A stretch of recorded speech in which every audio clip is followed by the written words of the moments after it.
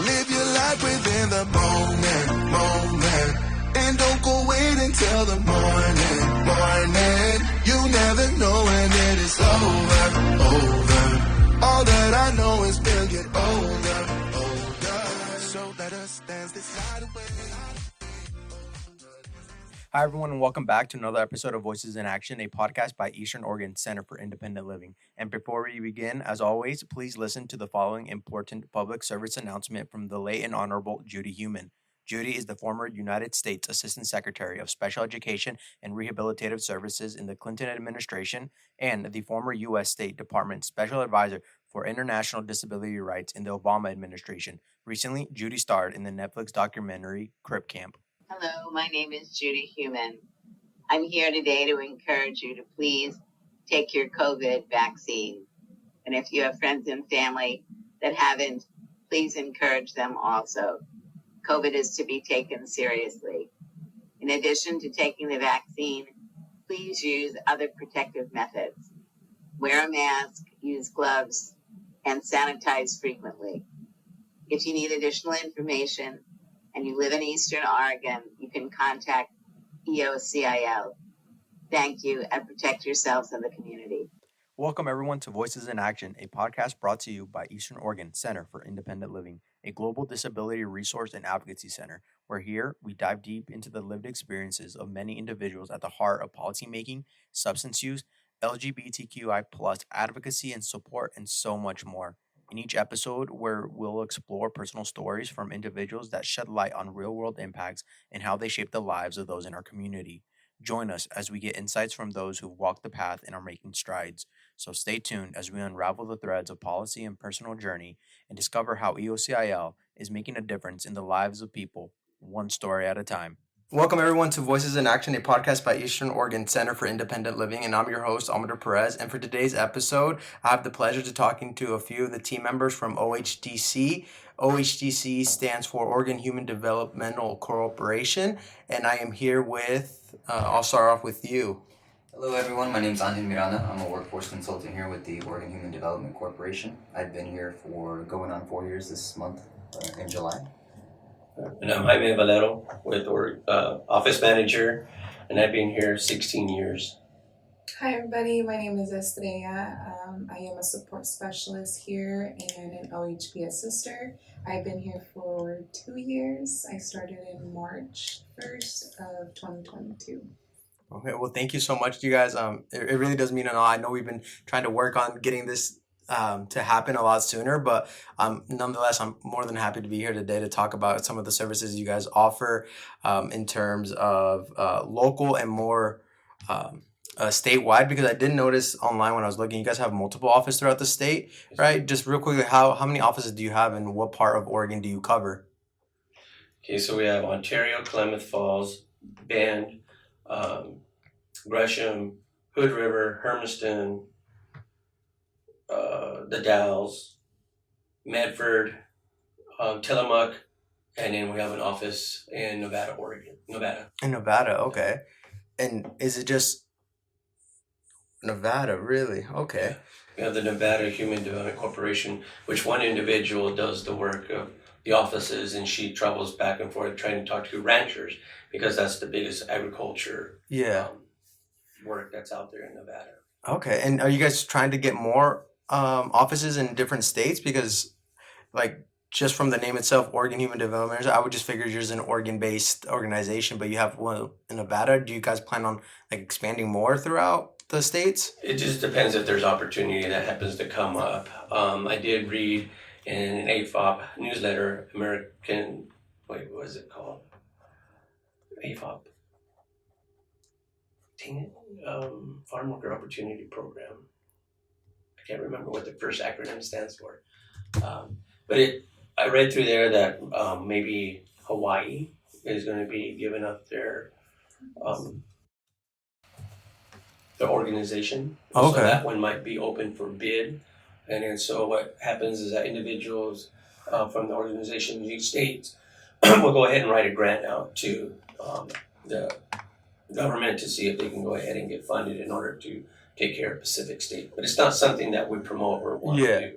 It's just that there's happened to be opportunity. Okay, no, definitely. Okay, perfect. Well, I just wanted to ask that real quick because, that's the first time I've ever heard of it being anywhere outside of Oregon, and especially with the name being Oregon to start off with. So before we get into more of the specifics around like what it is that you guys do, I just kind of want to know how each of you got involved. I think it's really important, especially when working with a bunch of individuals from different walks of life. It's really important to be able to relate to them in some sense and get an understanding of relationship with the people you're trying to help serve instead of having this really professional offset. Like, I'm the doctor, I know X, Y, and Z, and you're just a client of mine, versus having this relationship where I have the same cultural background as you. I came from the same type of family. I came from the same type of agricultural background that a majority of the people that you work with have. So if you don't mind starting. Yeah, definitely. So myself, this is Anand speaking, by the way. So basically, I grew up in Agent, Oregon. So it's a rural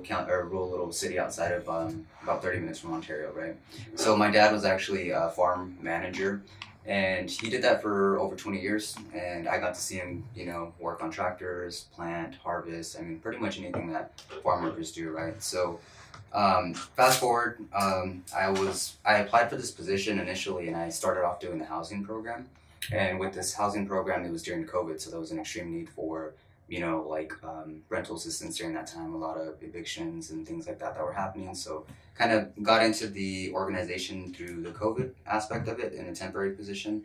And then eventually I got the opportunity to interview for a workforce consultant, which is where I started, in this current position that I'm in, which helps serve like the migrant and seasonal farm workers and their dependents. So it's pretty awesome. That's kind of how I got into the organization. Yeah. Was it something that you knew you wanted to get into, or was it just kind of you applied or you heard about it through a friend, or was it something that you actually wanted? Yeah, definitely. It's something that I wanted to do. When I seen the position, I jumped on it immediately, applied for it. And actually, that was one of my questions because it was a temporary position during the time for housing. And I asked them, I was like, is there room for opportunity to become full-time? They said, yeah. And like I said, I have a specific background that relates to the field workers. I have family relatives that actually do a lot of that work, and my dad was in it. So, and I actually got to see one of my older cousins. He worked with Jaime Valero back in the early 2000s and was able to get his CDL. So I kind of knew of the process and how things went, and had family members that actually got the help from OHDC before. Oh, wow. So it was really nice. Yeah, no, that's amazing, especially having that prior relationship before starting with your family, going through the whole process. Wow, that's really great. Okay, and now you, Jaime, how did you come about to be here at OHDC? Well, my parents are also from farm work, and I remember getting up early in the morning and going with my mom. She would wrap me up in a blanket, put me in the back of the truck, and we would go out to the fields and work. When I wake up, I would just grab the salon and just kind of play around and help them out here and there and stuff. So I grew up in farm work all my life and stuff, going out working in the summers, having to give up football and stuff in order to help provide for the family and stuff. I moved over into Twin Falls, Idaho, with a cousin of mine, Roy Villasenor, who was doing this type of work, and there was a position open for the Community Council of Idaho. So I went ahead and I applied for that position, and they gave me an opportunity to go ahead and start out there. So I worked in Twin Falls, Burley, Idaho, Fruitland, Idaho, and then Caldwell, Idaho. And then there was an opening here, which David Lucero happened to be the coordinator at the time, asked me to go ahead and apply because he knew I was a very good employee and stuff. So I applied, and I was able to get a job here. And like I said, I've been here 16 years with OHDC, but with the NFJP program, National Farm Worker Jobs Program, I've been doing this probably for 24 years. And so I've met a lot of individuals. One thing about the farm worker community is that they're very appreciative of the assistance that they did. And people still come back and talk to us years later to let us know how they're doing, how they've moved up. Sometimes too, while me and Al are out there trying to find jobs for individuals, we'll come across an individual that was once in our program. So it kind of helps out. Yeah. So that way we have an individual that does work for the organization, kind of giving a leg up for us to get in there to talk to somebody in order to get another individual employed there if possible. Wow. No, that is great, especially kind of like that word of mouth and how important it is to have those stories of successes be spread amongst the people, not just us ourselves harping like, oh, we did this, we did that, but actually coming from the people that they're the ones that helped me. I've seen that in my own line of work where it means so much more when it comes from someone else rather than me saying, well, I helped X, Y, and Z. I helped them today. It doesn't have the same impact as if they came into my office and they're like, thank you so much for the help you've done. I've spread your message. It means so much more. And I feel it resonates with people more because they no longer think of you as like, oh, he's just showboating, it's his job or whatever, rather than these people actually care. Let them help you the way they helped me. So I think that's really, really great. And last but not least, how about yourself? Yeah, so I actually was in the program myself when I started going to college. I went to TVCC, and my mom's a single parent, come from agriculture as well. Both of my parents worked in agriculture for a really long time until my mom started getting her own business. But I eventually ended up coming to OHDC because they did so much outreach that, and I always tell Jaime this, like, I remember when you came to the outreach at my high school, you know, they bought like food and like they're talking about the program. And like what really stood out to me was when he was talking about, you know, you can really help your parents pay like an Idaho power bill. You can help your parents catch up on the rent. And like, I was just like, that was all it took. I was like, I want to help my mom. Like, what is it going to take, right? So I was able to get in contact with Jaime. I was like, hey, how can I qualify? He got me into the program because my mom was working in the fields at the time. And they helped me so much. I was able to purchase my first laptop, like a really, really nice touch screen laptop for school. The scholarship was very helpful. I was able to help my mom with some bills. So like throughout the time, it was just like a big push for me. That's why I started knowing about OHDC more. I ended up moving away for a while, and it's crazy because I never thought I was going to come back to Oregon. I left like to a whole different state. When I came back, I was like, where am I going to apply now? Like I didn't think I was going to be able to get a job here at all. I never seen myself working. Yeah. I mean, I thought like it's a good job, but I never was thinking that I would come back here. I ended up applying to many different jobs, and then this was one of the first ones that gave me a call back, and I got hired on the spot. I started working within 2 weeks later of being interviewed, and I think it's been a very good journey for me. I've learned so much, and I think that I always tell people, I always try to spread the word to what we do, because it made me like think differently of the organization and be like, look, like we could actually make a difference in people's lives. And I mean, it did a difference in me, so I'm able to do that for people around me as well. Wonderful. And I know all of you kind of touched on it a little bit, was the different kind of services that you each got from this organization. So I don't know who's most knowledgeable or who would like to share it, but what is it that OHDC does, and who is it that you serve? I'm assuming people can probably get the message that it's something to do with agricultural workers, since you all had that background. But for those who don't know, what is OHDC? Who is it that you guys serve? Can I just touch on one more thing? Yeah. This is Jaime again. That we also have another individual that works here with us. Her name is Jeanette Mendoza. She started here. Well, she's been with us for about 14 years. She came over from the tech office at the Department of Labor here in Ontario at the Work Source. And so she's in charge of the housing. And then also she is a CHW, which is a community health worker. So I just wanted to go ahead and mention that we have 4 individuals here in the office, and we'll leave her out. Okay, no, definitely. Yeah. That would not be good if she hears this back and knows that y'all forgot about her. Yeah, okay, so that's good. So going back to your question, our targeted population is the migrant or seasonal farm workers and their dependents. That's primarily what we try to do, but of course, just depending on the grants that we have available, we have housing assistance and workforce and development and training program. So basically, there's those two. That's the two programs that we have available here at OHDC. But Jaime can go a little bit more into detail on what that has to offer. And also we have the community health workers. So that's something new that just opened up with Jeanette. And then we have Estrella, that's an assister for OHP. So our services are just kind of growing as time goes on. But our main 2 services have always been housing and employment and training. So. Okay. And the employment and training is paid out of the National Farm Worker Jobs Program, which is funded by Department of Labor, which we assist farm workers and their family or spouses if they've worked in agriculture within the last 24 months where we got to find 12 consecutive months where a majority of their income or time came from agriculture. We want to try to find out if they have documents to work in the United States and then be low income.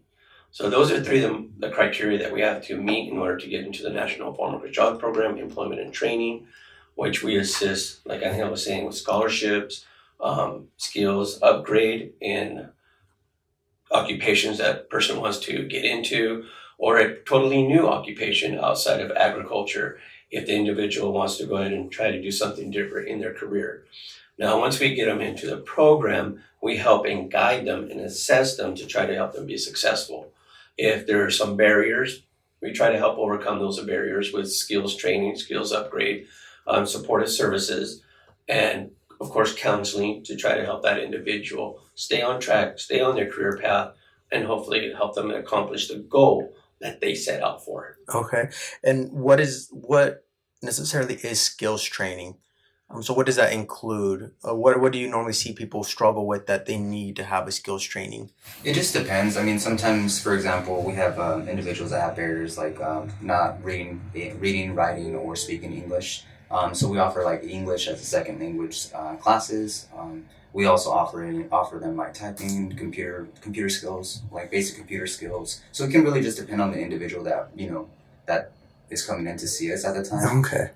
As far as skills training, we can help them. Say they're an agriculture worker and they've been doing irrigation for a long time. We try to get them like some sort of certification to promote that advancement in their job. So basically, they could be like a CDL, maybe getting a welding certificate, so that they can just offer more to the employer and become more marketable. Okay, and then that's what you guys meant by like the occupational upgrade, right? Yeah, is right. Those higher qualification certificate. Okay. Definitely. Perfect. What's the most common thing that you see a lot of these individuals who are seeking services need training on? Like, what is it that they're lacking? Sometimes it just depends. We have individuals that haven't graduated high school. So a lot of the times we try to help them get their GED just to make sure that they can apply for positions that they want. And that kind of opens up the door to be able to attend college and so forth, and just kind of advance in their employment plan or their educational plan. Because our program has two sides to it. So we do the employment and training side, and then also we have our youth program, which offers scholarships for the students to do the same thing. It's just labeled a little bit different. But with the youth training, they come straight out of high school and we send them to college to become like a certified nursing assistant or something like that. Just depends on their plan, right? So. Oh, wow.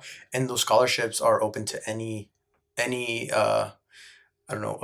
child or family that is involved in agriculture, right? Yeah, exactly. And for the youth program, it's 16 to 24 for the youth program, and the adult is considered 24 and above, right? So it just... We target anyone that's 16 years of age and up. So basically, we just try to build a plan with them, whether it's education or employment based. So how do folks then find out about the scholarship and then go into like actually apply? Is it something that they can come in and talk with y'all about, or is it like an online application that they can find if they meet the certain requirements? We try to do all of it. We have on our website, we have like this little tab that you can fill out and just kind of inquire about the program. It's up to us that we love to talk to everyone, regardless if they feel that they would qualify or not. And we kind of go over the details to see if they're able to enroll into the program. But yeah, we do online. We do a lot of community outreach, so we attend a lot of events. We go out to the colleges and let them know about the program. Because we're employment and training as well, we do attend job fairs at Treasure Valley Community College. We have a great partnership with NOE.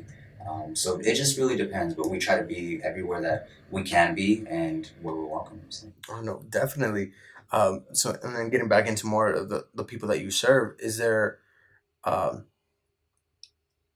specific like ethnicity, race, or is it just anyone and everyone that can qualify? Anyone and everyone that works in agriculture or is a dependent or spouse of an agricultural worker.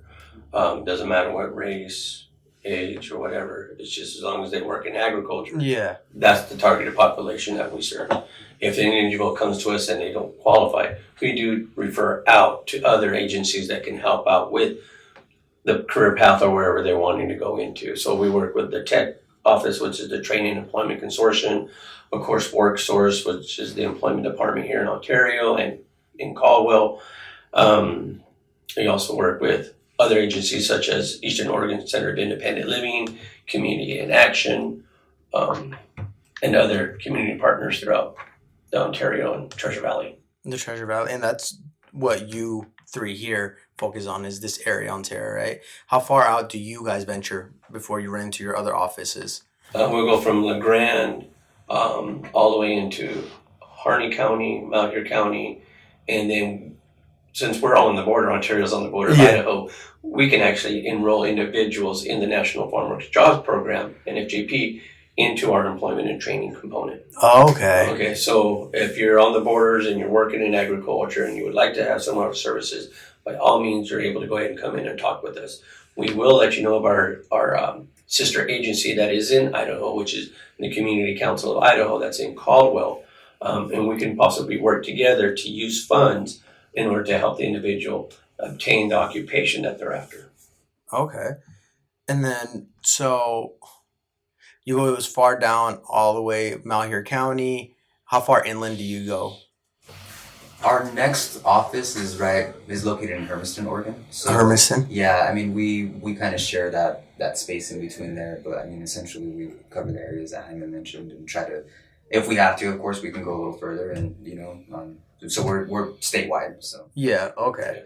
I'm just curious, so that way people know who to expect to talk to. Especially, I've gotten some phone calls from some of the other podcasts I've talking about where they call in and they can't find a certain person. I'm like, well, that's because they're in a different office. I'm in Ontario, Malheur County. That person I spoke to is from the Dalles. You need to find the ladies at the Dalles to talk about that. So I just want to make sure people kind of recognize your voice and where you guys are situated, so that way they have that sense of comfortability with it. Were you about to say something? Yeah, if they happen to call this office, which is 541-881-1491, and they let us know in what area they are as far as in Oregon, we'll be able to go ahead and find the location that is nearest to them, so that way they can receive the services.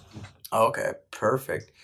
And now, Estrella, what is it that you most see then in terms of need and support? What do you mean? I'm sorry. Like in terms of people coming in and needing your services. So from your department, what is it that you see the most of from the community coming to you? I think a little bit of everything, because I'm a support specialist here. So as soon as, you call the phone or you come into the office, I'm the first person that they speak with. And then a lot of the times, a lot of them come in needing like either rental assistance, or they're needing help with paying their bill, or they're needing help looking for employment, or they don't have the enough training for that. Like any kind of resource, I have to be able to know exactly where to send them. So that way they don't just come to our office and then walk out with like absolutely. Yeah. I have to be able to like make sure that they walk out with something. The goal is to definitely try to get them help here if we can. And like Angel was saying earlier, like it's really good because now that I'm an OHP assister, I'm able to help with OHP applications. So only OHP applications. I can get a lot of resource through that as well if the client has an OHP medical card. But other than that, I work with them as well very closely. So I help them like gather all the documents of the client that comes in, making sure that they have everything they need. I'll talk to them. I'll let them know like, hey, this is what you're needing to qualify for the program. Then I get, into a conversation with Angel and Jaime like, hey, I think this is going to be a good fit for the program. Then they take care of the rest. They'll do the whole actual intake. Same thing with Jeanette. I work really closely with her housing program, making sure that we're able to assist these people, especially like now that the prices on everything have gone up. Oh, yeah. People are definitely struggling with rent. They're struggling to pay their Idaho Power. They're struggling to pay their car payment, their phone bill. And a lot of these parents are like single parents household, right? So there's a lot of need in food right now too. So we're trying to advocate for a lot of those things as well. So there's a lot of need out here now, but it's good that we have a lot of our agencies that we work with where we have really good like partnerships with everybody here. So it's good to refer them over to those agencies and be able to get them some help some way or another. Well, I'm glad, and you talked about like all the needs that we need, especially with the current times of everything being really expensive. I've seen it in my own office too, where folks come in, they can no longer afford their rent, their houses, because they can't afford the new rents that the apartments are requiring. And then even to apply for like OHP and all these others, and they have to meet some sort of income level, right? Yeah. So it's really, really tricky right now. So yeah, I definitely understand that notion of doing everything because everything is needed.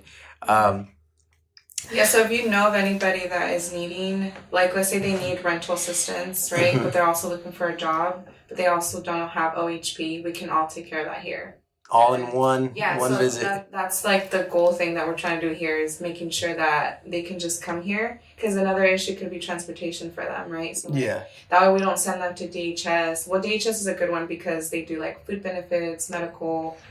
They can even do employment sometimes. So that's a good one. But there's some agencies that only focus on one thing only or like two things, and then they send them over to a different agency. And then from that agencies, they go to another one. And little do they know they literally don't have a car or like not enough gas to be doing that here in town.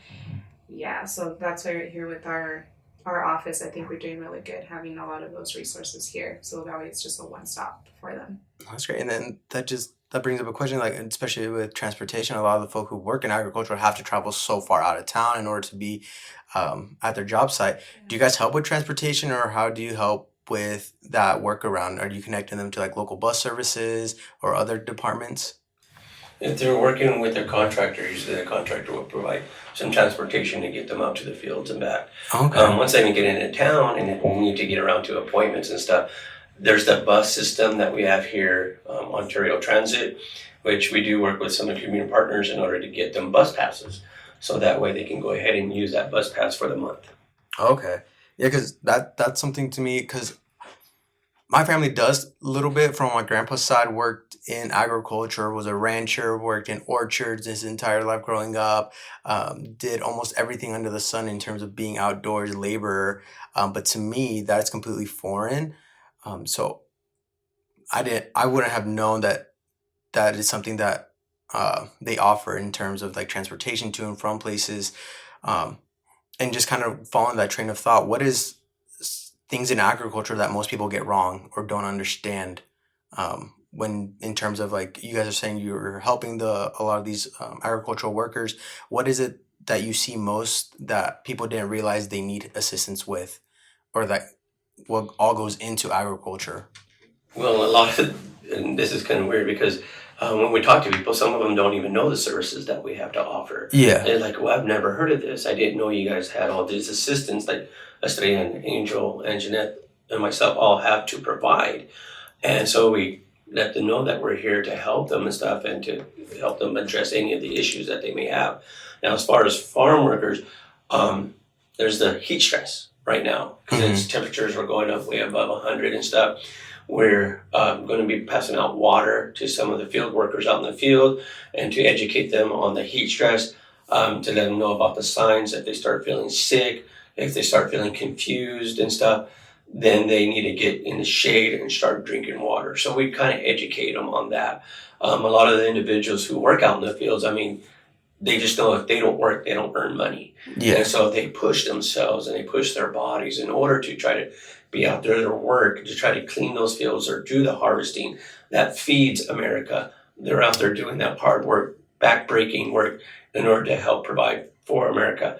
And so, I mean, the farm worker, I mean, to me, is like somebody that's very high up there and stuff, and that should be receiving a lot of the services that when it's like somebody that works for the sanitation or somebody that works for the city or somebody that works, for a company, they too should also be able to receive some of those benefits and things that we all take for granted sometimes. Some of the benefits, like breaks, using a clean restroom, having water available. So those are some of the things we try to educate them on.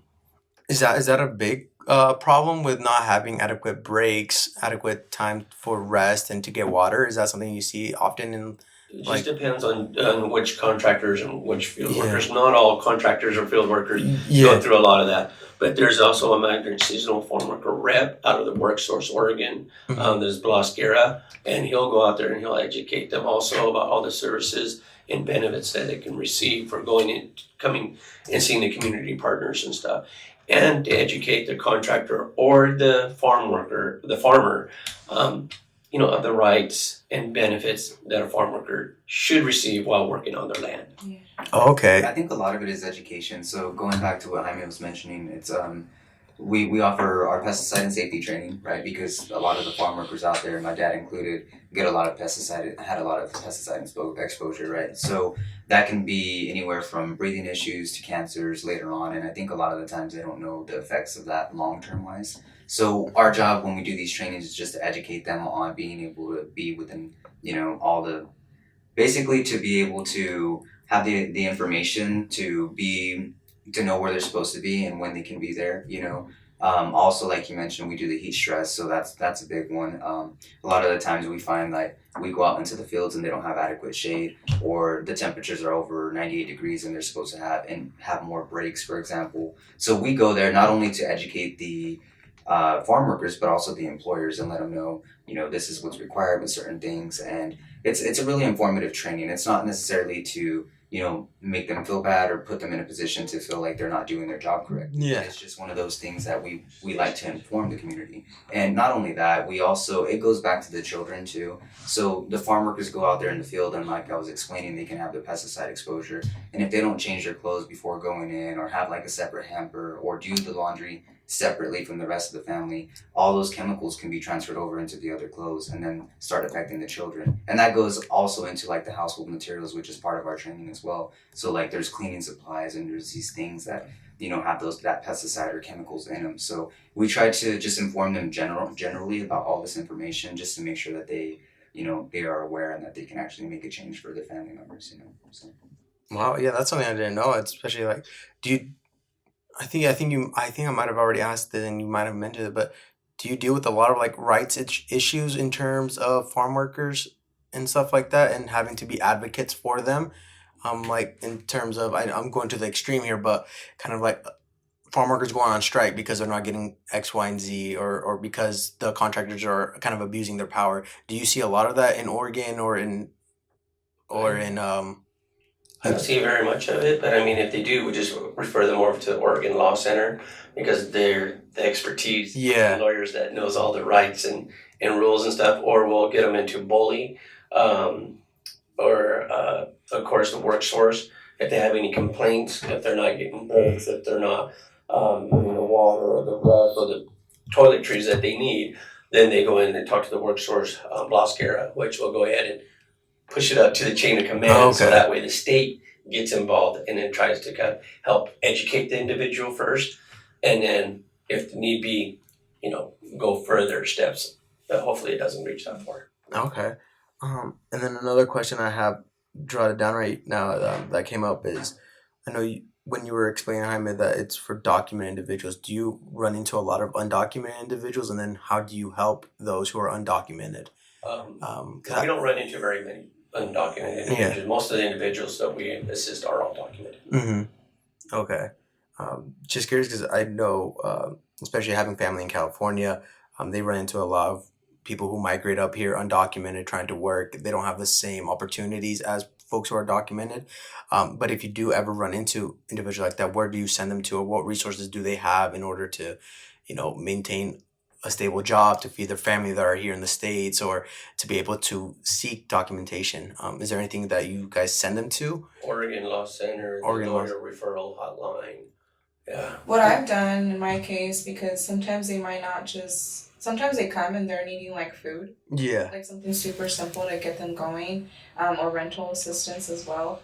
And for the housing program, they can actually get help through the housing program for rental assistance if they don't need to have documents like to be able to qualify for the housing program. So that's a plus there. Another thing would be like for food. I usually have them go out to like food banks, or even USCIL sometimes has done that, food boxes as well for those families. And then right now OHP, they can actually get that as well if they're undocumented. Okay. Oh, perfect. And then, so now I'm just going to keep moving down some of the questions that kind of correlate with this. What other barriers have you seen then in terms of helping the farm workers in the agricultural field? Or what are the most common barriers that you keep running into that you just like, really, we had to deal with this again? Oh, no. Everybody's a different situation. Yeah. I would say be low income housing transportation, and of course bills, the utilities, the biggest barriers that we run into. The biggest ones. Okay. So then what are then some of your accomplishments, either as a whole organization, like expanding, getting new projects, or even some of the accomplishments of the people you've helped? Well, some of the new accomplishments, like some of the individuals here's already mentioned, Estrella and Angel, like the community health work. Yeah. That Jeanette, the community health worker here for OHDC in Ontario, Estrella being the sister, helping out with the OHP above her daily job duties as a support specialist, and Angel myself, who are doing the National Farm Workers Training Program for the pesticide and heat stress on top of our National Farm Workers Job Program. We're assisting individuals with schooling and career pathway. We're looking into possibly doing UI information, where we'll be giving information out to farm workers or community people out there in the community that need that assistance on where to go to file for unemployment. That program we got the funding for it, we just haven't started yet. Yeah. We'll be getting trained on that here pretty soon. And we're just always looking out for other community partners to partner with us if there's any grants or funding that they may wanting to go ahead and try to apply for. Just to touch on that as well, one of the things that we did in the past several years as well is we helped with like the homeless aid prevention. So with Community in Action, we did the point and count, right, Jaime? Yeah. So we participated in that. Estrella was able to give out like sleeping bags to individuals that were homeless. I mean, just a variety of things. I mean, tents, water bottles, things like that. So I mean, OHDC definitely strives to just, get involved with the community as much as possible, like Jaime mentioned. But we did receive funding at one point for homeless aid and stuff like that. So we could put them in hotels to get them out of the heat or even out of the cold, because that carried on through winter and summer. So it just depends on the need. And I'm pretty sure even through the housing program, if another grant comes up, they'll definitely jump on that as well. So we can start providing that help. But we also, since we don't have the funding currently, like Estrella mentioned, we outsource them to other people, or we tell them about the cooling shelters here in Malheur County, Nissa, Adrian. I mean, so we go pretty much all in this area of Malheur County and Harney counties, but we just try to stay informed as much as possible to make sure that we have that information to provide to them. Okay. Yeah, since we get so much traffic in this area as well. And people, we used to be right in front of the hospital, and then when we moved out here for a little bit, we weren't getting that much traffic. Yeah. We're like, where are you guys located now?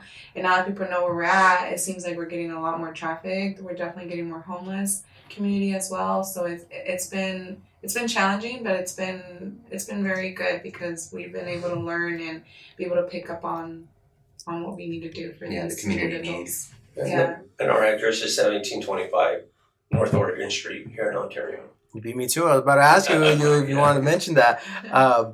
What special landmarks are around there? Right next to the Love's gas station? Over by the food court that they kind of got going over there now with all the food trucks. Yeah. We're pretty well known. A lot of the time we mention we're the old radio station. Oh, yeah. People know Okay, it. old radio station. Only some people know though. Yeah. if you're local from Ontario, most of the time you'll know that. Okay, and kind of just keep piggybacking off of this achievement stuff, and I'll ask each one of you, if you had a magic wand. I keep hearing this because I've had so many meetings where they're like, if you had a magic wand, you could do whatever you wanted, blah blah blah blah. So, mine with you, if you had a magic wand, what is something that you wish, either a program here that you can start, or a program that you want to help raise? What would you want to do, and what would you want to see?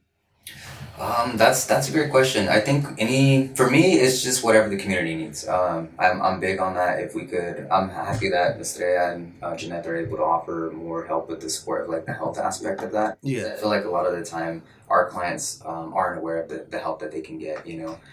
Food services would be another one for me. So we attempted to start a food pantry here, and we've inquired about that. So that's another thing that, not to say that it's rolled out completely, but it would be awesome if we were able to provide that sort or resource here, just to be that extra step to the one-stop shop. That's just my opinion. Okay. Jaime, if you had a magic wand, what would you do? Well, we had a presentation yesterday at CASAS and helping the children. There's a lot of kids that are in foster care and that need a voice, to let the courts know, to let individuals know of their situation and stuff, and that they need the emotional support. They need, clothing, and just to have I guess, quote unquote, a normal life, growing up in a family. That's one thing that really pulls on my heartstrings is the children, to try to help them out as much as we possibly can, because they were born in this world and stuff. Yeah. We should be able to try to help and take care of them and stuff. So that's my biggest, like, if I had one, that's what I would like to do. Okay. Now, Estrella, your magic both one. of those that they said. Those are really, really good. I agree with both of you guys.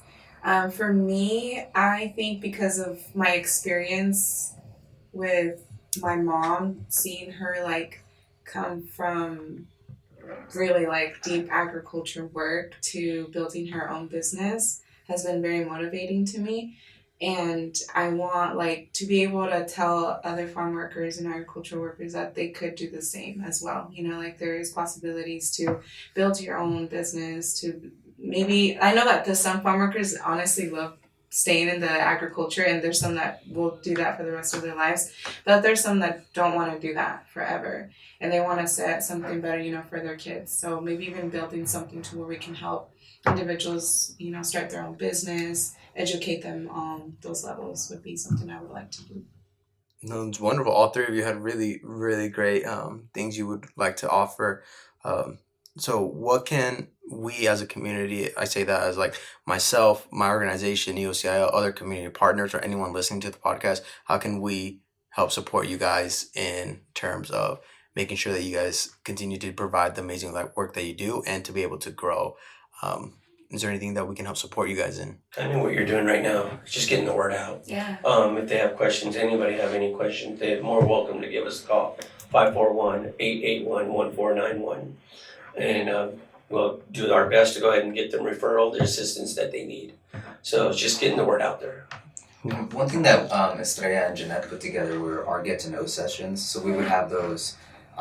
We've done them throughout the year, right? I mean, sometimes it's 3 times a month. They could just be once a month. But we invite community partners to come over and tell us about their resources. And then we also tell them about what Jaime and I do in the workforce and training program. And then also what Jeanette does in her housing program. And just to touch on that as well, Jeanette also puts together budgeting courses. So beyond providing rental assistance, there's also a lot of, additional goals that she sets for them and resources that she provides to them to help them, manage money a little bit better. And we partner with the Idaho Central Credit Union for that. So we have a Spanish and English class that takes place usually on the first Thursday. Yeah, so it's every Wednesday, or the first Wednesday of the month, and then that's the English course, and then on Spanish it would be for the Saturday, that same week on Saturdays. Yeah. So it's really good. It's been really good. It's been a big hit for the community too. Yeah, and that's education on just opening up bank accounts, on budgeting. I mean, it's a variety of things. I haven't had the opportunity to attend with myself, but we'd love to. And I know Jeanette, if she was here, she'd be able to dive a little bit more in detail on that. But it's pretty awesome. Yeah, no, it's some of the things that I personally take for granted is being able to set up a bank account, being able to manage my own funds. That to a lot of people, they don't know how to do it, and it's just something to me. Whether it be that I was fortunate enough in the family I grew up in, and having resources at an early age to be able to learn that stuff. But a lot of the community, especially a lot of the people who never finished high school, have been in agricultural since they were kids working with their mom and dad, never learned how to actually manage money. And that's something that, I definitely take for granted every day.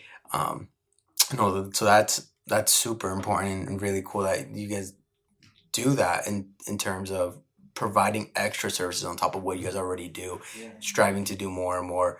I know I fall into the habit of going just a little bit outside my boundaries just to provide that extra little amount of support because it means so much to the individuals.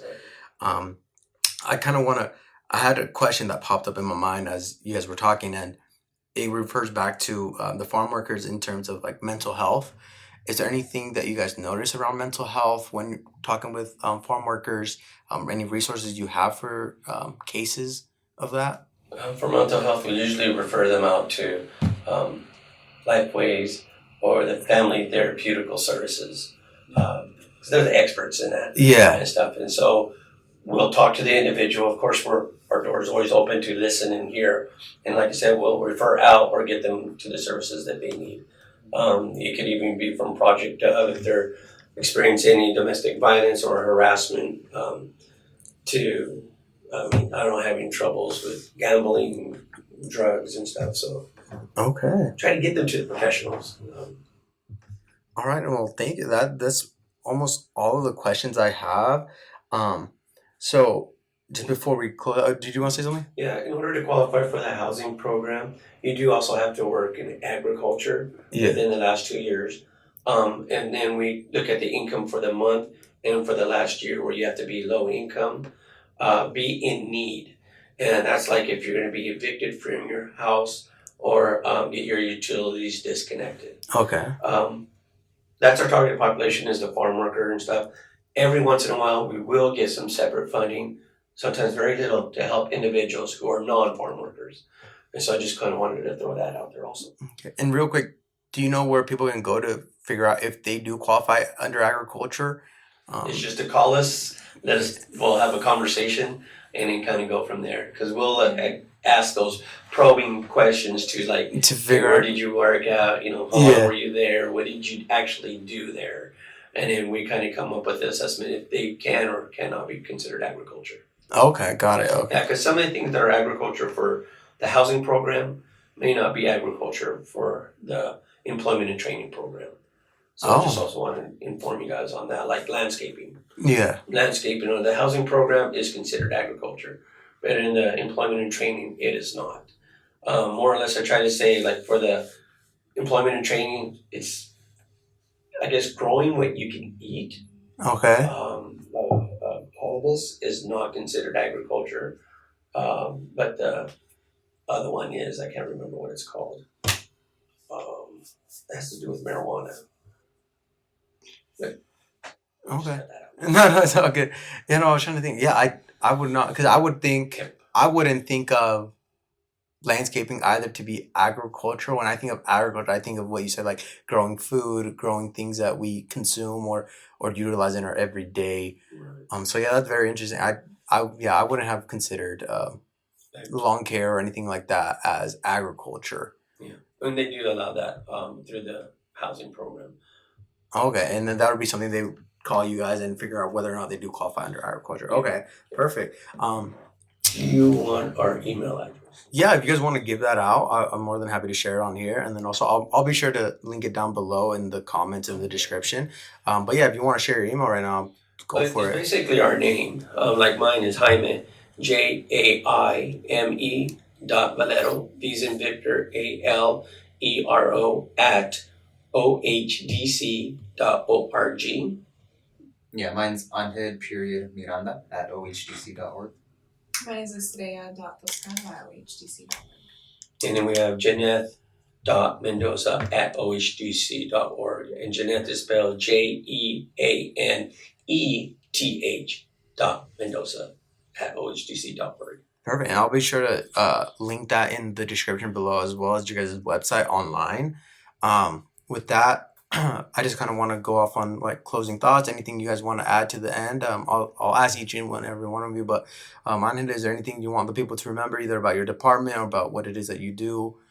I would just like to say, come in and see us. Even if you don't qualify for the services or anything like that, we'd love to spread the word, because essentially you always have a family member or maybe a relative that or a friend, for example, that may need something. So we're here to help not just the agriculture population, but also to provide the resources for the community. So we're happy to help anybody, and our doors are always open. Okay, perfect. Beautiful. Also, our doors are also open to any employers out there looking for any employees that we can go and assist, because our services are free for the employee or for the employer. And we also actually have some programs that can help the employer get a good employee, which is called on-the-job training, where we can reimburse half of the wages paid to an employee up to a set number of weeks. We have also what's called the work experience, where we can have an individual work in a career field in order for them to get experience. And hopefully the employer will like the individual so much that they'll take them on and hire them. because that ends up being a win-win situation for everyone. So I just kind of wanted to throw that out there also. Okay. Well, I want to give you thanks for coming. I think you should definitely keep this going within our community. Oh, We thank you. need a lot more of this outreach for sure. And it's a way for us to do outreach too without actually going outside. Yeah. People actually hearing our voices, getting familiar with their services. And yeah, same thing with what Anhel and Jaime said, have people come and see us. Now we have a lot of more other resources as well, and I'm able to help as much as I can, definitely. Beautiful. And just before I close out, I want to thank each one of y'all for giving me your time to allow me to come to your office, speak with y'all, learn more about your program. I know there's definitely a lot of things that I came in here not knowing. Now I'm going to be able to leave a lot more educated and be able to share your information with my community members that come into my office. So I really do thank you. I hope everyone enjoyed listening. And if you have any questions, please feel free to reach out to any one of the 3 guests here I have today. I will be sure to link all their information down below, their website, their phone number, and then their emails. So please get in contact with them. If you have any questions for me, please also feel free to call me, walk into my office, however it is you prefer. I'm happy to help serve anyone and everyone. So with that, this has been Voices in Action, a podcast by Eastern Oregon Center for Independent Living.